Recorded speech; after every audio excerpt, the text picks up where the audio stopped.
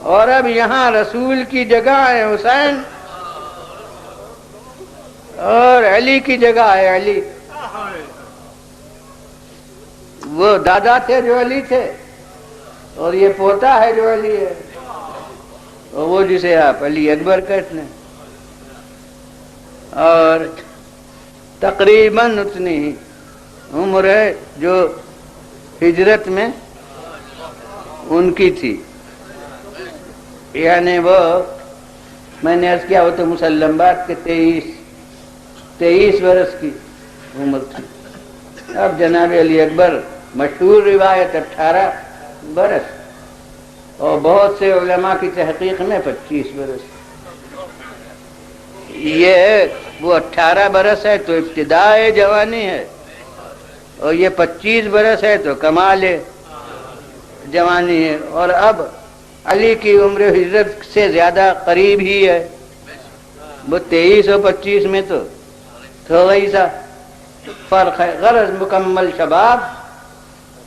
تو اب جو میں نے حضرت علی کے متعلق عرض کیا کہ شباب کے میں انسان بامراد ہوتا ہے اور با حسرتیں ہوتی ہیں، وہی سب یہاں. اور اب کب ہے، موقع کون سا ہے؟ راہ کربلا ہے. اور بعض چیزیں ابھی نہیں بیان کرتے، کسی ایک موقع سے سمجھ میں پوری واقعہ اس کے پہلے کے بھی باتیں آ دیتے ہیں کہ اب اس روایت سے محسوس یہ ہوتا ہے کہ راہ کربلا میں یہ باپ کے پاس ہی پاس رہتے تھے کہ ایک دفعہ مولا قربو سے نیند پر سر رکھ کے ذرا آرام فرمایا تھا، سو گئے تھے کہ آنکھ کھلی تو زبان پر تھا انا للہ وَإِنَّا إِلَيْهِ رَاجِعُونَ. یہ کلمہ ہے جو مصیبت کے وقت پر قرآن مجید کی ہدایت کے مطابق اہل ایمان بھی زبان پر جاری کرتے ہیں. بس فوراً علی اکبر پاسی تھے، یہ آئے اور بابا یہ اس وقت اس کلمے کے زبان مبارک پر جاری کرنے کا سبب کیا ہوا؟ اب آپ بتائیں گے آپ نے خواب دیکھا تھا، تو میں بارگاہ حسینی میں عرض کروں گا کہ خواب آپ نے دیکھا تھا تو علی اکبر بیان کرنے کی ضرورت کیا ہے؟ مثلاً کوئی جواب دے دیجئے. مگر حضرت امام حسین السلام شاید میرے جواب میں فرمائیں کہ اگر ابراہیم نے اسماعیل سے نہ ہوتا تو میں اپنے علی اکبر سے بیان نہ کرتا. اور انہی مجالس میں ایک سال آیا ابتلا موضوع رہا ہے تو اس میں شاید میں نے عرض کیا ہو کہ کیوں ابراہیم نے اسماعیل سے خواب بیان کیا. اگر اسماعیل سے خواب بیان نہ کرتے تو قربانی فقط کارنامہ ابراہیم ہوتی، کارنامہ اسماعیل نہ ہوتی.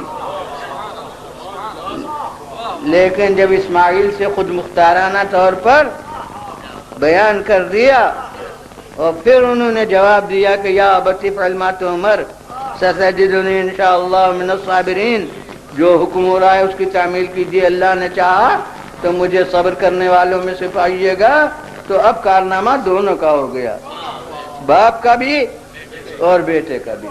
ویسے ہی حضرت امام حسین السلام اگر خواب جو دیکھا تھا اسے بیان نہ کرتے علی اکبر سے تو اس کے معنی یہ ہے کہ علی اکبر وہ اسماعیل کی طرح سے قبل سے اپنے عزم کو ظاہر نہ کر سکتے. اب وقت پر مصیبت آتی تو لوگ کہتے کہ وہ تو اتفاقی ہنگامی ایک صورتحال تھی جو پیدا ہو گئی. تو اب مولا وہ خلیل کربلا ہوتے ہوئے اپنے ذبیح سے اس خواب کو بیان فرما دیتے ہیں. اور وہی انداز امتحان جو رسول کے یہاں تھا ہے کہ کیفا صبر کا، تمہارا صبر کیسا ہے؟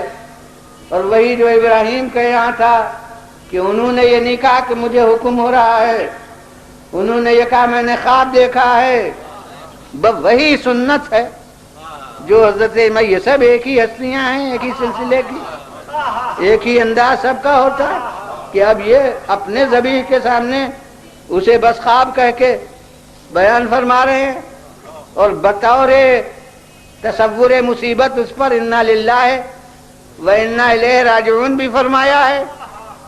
یہ سب تمہید ہے علی اکبر سے جواب سننے کی کہ اب پوچھتے ہیں یہ کہ آپ نے یہ کلمہ اس وقت زبان پر کیوں جاری فرمایا؟ آپ نے میں کچھ نہیں، میں نے ابھی خواب میں دیکھا کہ یہ صدا آ رہی ہے، کوئی کہہ رہا ہے کہ یہ لوگ جا رہے ہیں اور موت ان کے ساتھ ساتھ جا رہی ہے۔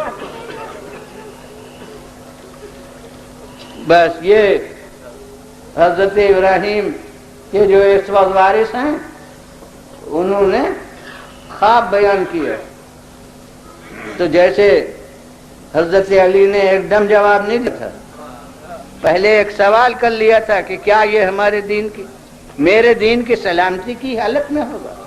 بالکل اسی طرح علی اکبر ابھی جو کچھ کہنا ہے بعد میں وہ نہیں کہتے، ابھی ایک سوال کیے لیتے ہیں، اور وہ یہ کہ السنا اللہ کے بابا ہم حق پر تو ہیں، یہ بتا دیجئے ہم حق پر تو ہیں۔ اور حسین فرماتے ہیں کہ بلا ورزی الہار، ہاں قسم اس کی جس کی طرف سب کو جانا ہے کہ ہم حق پر ہیں۔ جب یہ سن لیتے ہیں تو علی اکبر جواب میں کہتے ہیں کہ اذن لسنا نبالی بالموت نموت محقین، تو پھر بابا ہمیں موت کی کیا پرواہ ہے؟ حق پر ہم دنیا سے جا رہے ہیں تو ہمیں موت کی کیا پرواہ؟ اب یہ تو علی اکبر ہیں انتہائی سن کمال پر، مگر اب مجھے شوق موت میں، اور وہ بھی راہ خدا میں موت کا شوق، اس میں ایک بچے کی صدا آتی ہوئی فضائے تاریخ میں نظر آتی ہے، اور وہ بچہ کون؟ کربلا کے مجاہدین میں جو میدان جہاد میں جا کر جنگ کر کے شہید ہوئے ہیں، اس میں اہل مراسی نے نظم کیا ہو، مگر مجھے کسی کے بارے میں یہ نہیں ملتا کہ وہ بچہ ہو، جوان سب تھے، لیکن ان کے لیے کون؟ یتیم حسن جناب قاسم، ان کے لیے صراحت ہے کہ لم یبلغ الحلم، یہ حد بلوغ تک نہیں پہنچے تھے، اور مجھے معلوم ہے کہ شریعت اسلام میں 15 برس کی عمر میں بلوغ ہوتا ہے، اس کے معنی ہے کہ 15 برس کی عمر نہیں تھی، چونکہ امام حسن علیہ السلام کی وفات سے کربلا کے واقعے تک 10 برس کا فاصلہ ہے، اس لیے آپ کا کوئی فرزند اس سے کم تو ہو نہیں سکتا۔ اور پھر آخر میں ایک اور شہید کا ذکر ملتا ہے کتب مقاتل میں، جو عبداللہ ابن الحسن ہیں، اور ان کے صورتحال سے ظاہر ہے کہ وہ جناب قاسم سے چھوٹے تھے، تو اس لیے اندازہ یہ ہوتا ہے کہ ان کی عمر تقریباً 13 برس کی کربلا میں تھی، مگر آثار کمسنی اتنے تھے کہ جب مدینے سے چلے ہیں تو بیویوں کے ساتھ محمل میں بٹھا دیے گئے تھے، ان کو کوئی مرکب سواری کے لیے نہیں دیا گیا تھا۔ میں کہتا ہوں کہ یہ حسرت تو کربلا میں پوری ہوئی کہ شاید وہ پہلی سواری تھی جو لے کر منزل شہادت تک گئی، اور ایک اور کم سنی کے تقاضے سے یہ ہو گیا کہ جو میدان جنگ میں گیا اس کے جسم پر زرہ تھی، مگر قاسم میدان جنگ میں گئے تو ایک کرتا پہنے ہوئے تھے۔ یہاں ہمارے بعض اکابر علماء نے یہ سوال اٹھائے ممبر پر، وہ ذاکری فرماتے تھے، انہوں نے کہا کہ میں مولا سے عرض کروں گا کہ بھتیجے کو بھیجا تھا تو زرہ تو پہنا دی ہوتی۔ تو امام جواب میں فرمائیں گے کہ عرب میں اس عمر کے بچے جنگ کہاں کرتے ہیں جو زرہ تیار ہوتی ہو اس عمر کے بچوں کے لیے، تو میں زرہ کہاں سے لاتا؟ تو غرض ایسے کم سن ہیں۔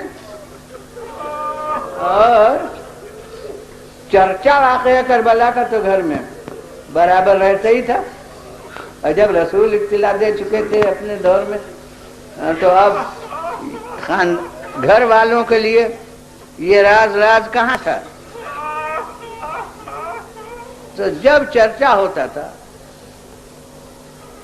تو اب غور فرمائیے کہ خاندان رسالت کا بچہ ہے، جانتا ہے کہ عمر کی قید ہے جہاد اسلامی میں۔ ہاں ایک غلط فہمی دور کر دوں کہ زیادتی عمر کی قید نہیں ہے، مگر اس طرف کمی کی حد میں قید ہے۔ بہت سے بچے جوش میں بدر میں آنا چاہتے تھے، احد میں آنا چاہتے تھے، حالات صحابہ میں ہے کہ رسول واپس دیتے تھے کہ یہ ابھی بچہ ہے، ابھی یہ اس لائق نہیں ہے کہ اس کو جہاد میں لایا جائے، تو عمر کی قید ہے۔ تو قاسم چونکہ کم سن تھے اس لیے نہ جانے کب کب ان کو فکر ہوتی تھی کہ کہیں میری کم سنی میری بدنصیبی کا باعث نہ ہو جائے۔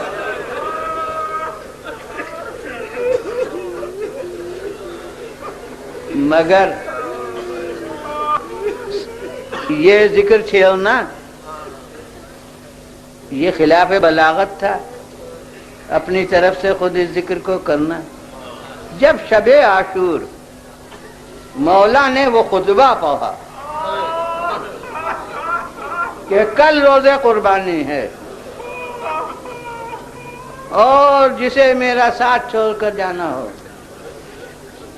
وہ چلا جائے، اب اس پورے واقعے کو اس وقت عرض نہیں کرنا ہے، اور یہاں تک فرما دیا کہ میرے عزیزوں کا بھی ہاتھ اپنے ہاتھ میں لے لو، یعنی کوئی عباس کو اپنے ساتھ لے جائے، کوئی علی اکبر کو لے جائے۔ اور اگر یہ جملہ نہ فرماتے تو مجھے یقین ہے کہ سب سے پہلے مسلم ابن اوسجا کھڑے ہوتے، مگر چونکہ مولا نے یہ جملہ کہہ دیا تھا تو اصحاب جیسے کشمکش میں پڑ گئے تھے کہ کیا جواب دیں، یعنی مولا نے جیسے ایک کام بھی اپنا سپرد کر دیا، اب کہیں کہ جائیں گے یا نہیں جائیں گے۔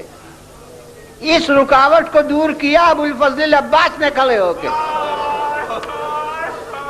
ورنہ اگر یہ جملہ نہ فرماتے تو عباس کو ضرورت ہی نہیں تھی کھڑے ہونے کی، چونکہ امام نے یہ فرما دیا اس لیے اول من قام، سب سے پہلے جو کھڑا ہوا وہ ابو الفضل عباس، اور سب عزیزوں کی طرف سے انہوں نے۔ اور عجیب انداز ہے کہ عزیز بھی سب آواز میں آواز ملا رہے تھے۔ تو کہا کہ یہ مولا آپ نے کیا کہہ دیا، آپ کا ساتھ چھوڑ رہے اس لیے کہ زندہ رہیں، خدا کی قسم وہ زندگی ہمیں موت سے بدتر ہے جو آپ کا ساتھ چھوڑ کر ہو۔ تب اصحاب نے سب نے اپنے اپنے تصورات پیش کیے کہ یہ تو ایک دفعہ کا مرنا ہے، 70 دفعہ مارے جائیں اور جلائے جائیں پھر بھی تمنا یہ ہوگی، وہ پورا عرض نہیں کرنا ہے، مگر اپنے موضوع کی مناسبت سے ایک فقرہ یہاں کہوں گا کہ خدا کی قسم یہ زندگی دنیا جیسی کربلا میں ذلیل ہوئی ہے ایسی کبھی ذلیل نہیں ہوئی۔ مولا ان کی زندگیاں واپس کر رہے تھے کہ مجھے تمہاری زندگیوں کی ضرورت نہیں ہے، اور وہ پھر قدموں پر ڈال رہے تھے کہ ہمیں بھی اس زندگی کی ضرورت نہیں.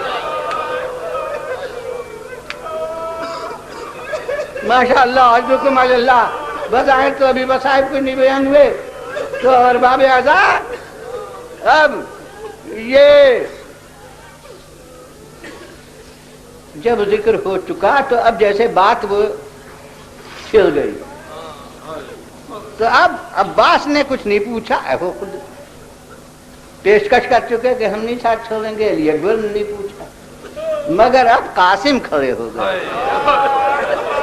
اب جیسے مدت کا جو اپنا تردد تھا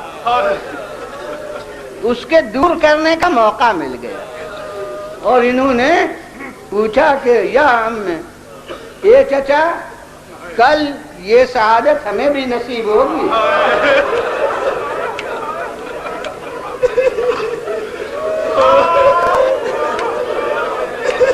امام نے ارشاد فرمایا ابھی جواب نہیں دیتے.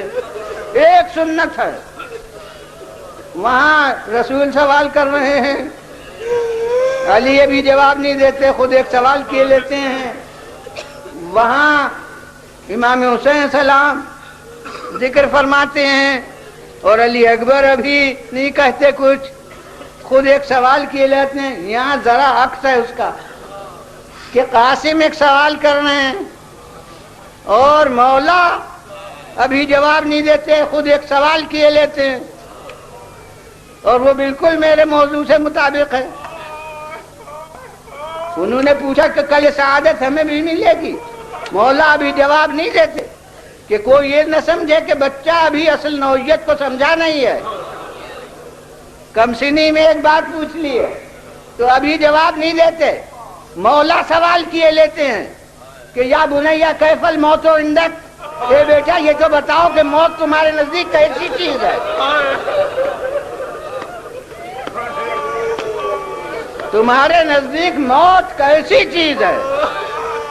لیجئے امام کا سوال ہے اور امتحانی ہے.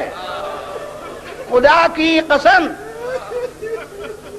فلاسفہ کا کلام ہم نے دیکھا مگر یہ حقیقت جو قاسم نے بتائی ہے یہ فلاسفہ کے کلام میں نہیں ملی.